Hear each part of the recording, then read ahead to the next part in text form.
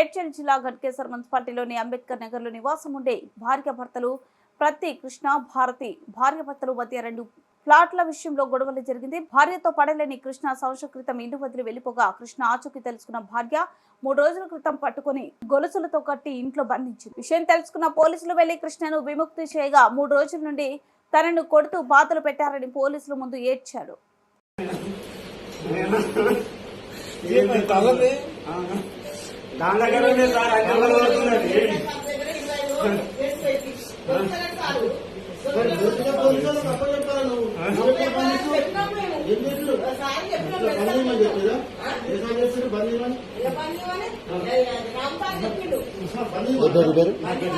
ఎందుకు కట్టేసి సైన్ పెట్టాలంట. ఎందుకు నా జాగా అమ్ముతున్నారు, సైన్ పెట్టాలంట. నాకేం వేయరంట, దండం చేస్తా.